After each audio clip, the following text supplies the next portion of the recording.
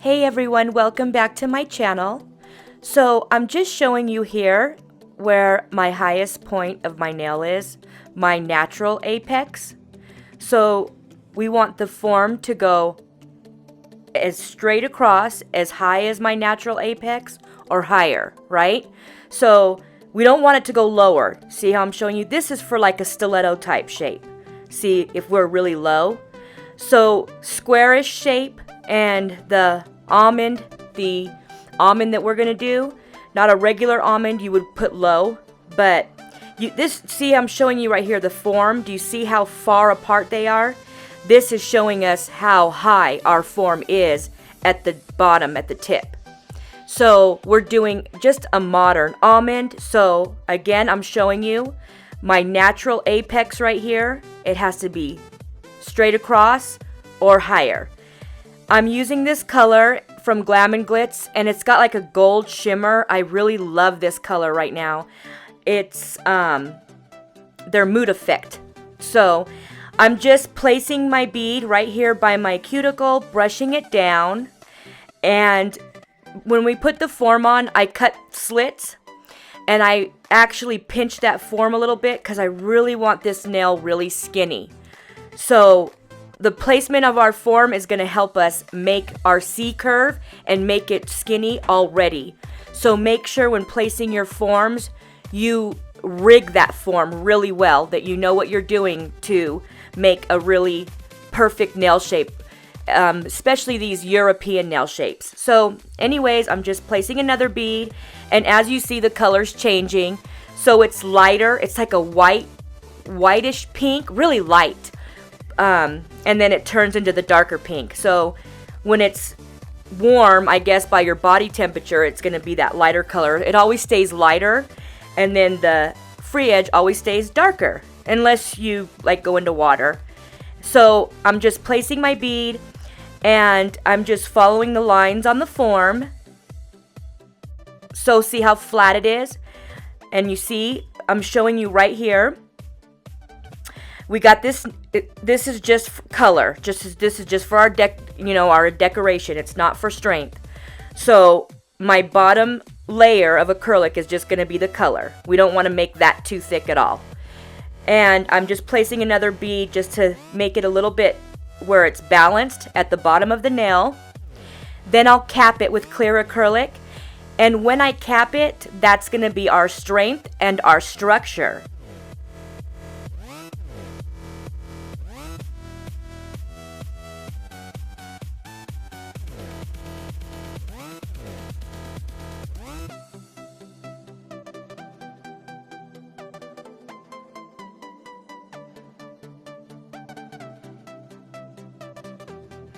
Alright guys, so here we are, and we're capping the nail with clear acrylic now. And remember, this is going to be for strength, to make sure our nail is strong, and the structure. So now we're going to build the way the shape of our nail should look with the clear acrylic.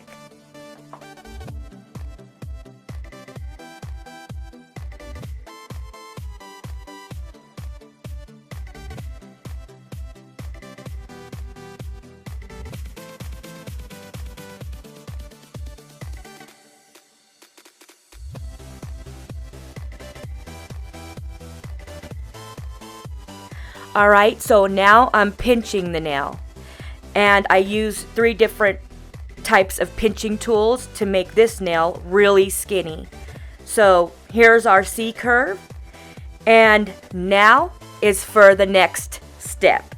I cut all my nails off, guys, and I'm going to tell you why. I did my whole set, and before I did my final results for you guys, I busted my pinky finger, my nail. So I wanted to show you guys this set, and I wanted to also show you how I fixed my broken nail. It's very informative, so I thought it would be good to show you guys, because I really, really did. My real natural nail is pretty much gone. Thank God it's still by the cuticle area. So I'm showing you the filing techniques. So instead of going straight across, I'm going slanted. See that? The nail has to be slanted. Then I go on my sides. I do my sides, just like right here, going. And I don't leave the file straight. I lift the back up. I show you that a little bit so you don't want to cut your client and touch the skin. Then we get underneath the nail, like right here. So the nail should look like by our cuticle. It should be really low, and then it should go up and straight across on this squarish type nail. So I'm just showing you right here, like filing our cuticle area. We want to have it at an angle when we file our cuticle area, just like I'm showing you here. This is going to help so we don't cut ourselves or our client. You want to have that file at an angle all the time when you're by the cuticle area. And always score your file. So just get another file and file it onto another file. So I'm just showing you right here. See how it should go at the cuticle? Go straight and then straight across. Up and across. See right here. This is how the nail should go when we're doing our squarish shapes. And you see how I'm filing? I'm showing you I'll start from the side. I'll bring in my file like I'm doing right here. Watch what I'm doing. I'm going on the side and I keep moving, going straight on top, and I keep going straight. Stop, do the other side. That's going to help us. See what I'm showing you, our free edge right here? We don't want to bevel like that at an angle. We want to bevel straight like this. And it's going to eliminate where it's really bulky, where it looks really big by the nail right there at the top. That helps that. Filing that part straight like that. Then I'm just going in with my drill, and I'm just going through the top. Really, there's not much left. I did my sides, underneath, my free edge, and I'm just going with my drill on the top a little bit, and then I'll just get my file again. Make sure everything's shaped up right, and then I will buff the nails. Clean them with alcohol, and we are finished. So anyways, let me show you. I'm cleaning it with alcohol right now. And here's the color, how it shows. I love this color so much, guys. And I decorated it with stones and a rose. So right here, here's my highest point. So the form should be as high as my natural apex or higher for this type of nail that we're doing. So I'm just showing you. See that? It's higher. So we want the form higher or as high. So here's our final results.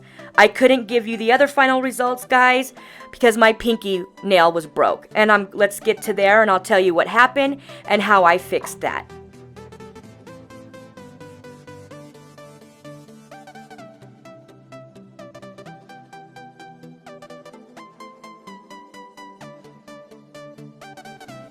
Alright guys, so here's my little band-aid. So anyways, I slammed my pinky in the door, and it took my natural nail. My cuticle I'm showing you is still intact, thank God, because on my right hand it happened to me before, and it went all the way to my cuticle. So I'm just showing you my nail. After I just cut them all down after it happened. So it looked like this. And I'm just showing you, I cut it with my clippers. This is before me going to the hospital. So I knew I had to get it off. So then I went around with my drill, just like this. Just a little bit, just to get it off. Okay? At that point, it still was on. I couldn't get it off, and I didn't want to get dust in the nail. So I went to the emergency room and seen my doctor. And at this point, she advised me to go home because there's nothing there that can take it off. Go home and drill it. Drill it as far as I can go. So I did so. At that point, I'm just showing you how I drilled it. I didn't go straight across. I didn't go side to side like that. I went straight down because you can see the cut it's bad. We don't know if my nail is split down the middle, which if it is, it can grow that way for a long time. Keep splitting as it grows. So she advised me to go home, drill as much as I can off at that point, and I'm showing you here, and she told me to get clear acrylic and put it back on my nail halfway, just like this, where I have a hole. If it needs to drain, it can drain. So I'm not covering all the nail, but I'm covering parts. So you see, she told me we want to stabilize it. And putting acrylic right here stabilized my nail so it starts to grow the natural way. So just want to let you guys know what happened, and I'll be doing 4 nails on this hand for a while, I guess. Hoping that it grows back okay. But she said that with the clear acrylic that we did right here, we should be safe and it will be stable and not a rocky growth. Thank you guys so much for watching, and I love you guys. See you in the next one.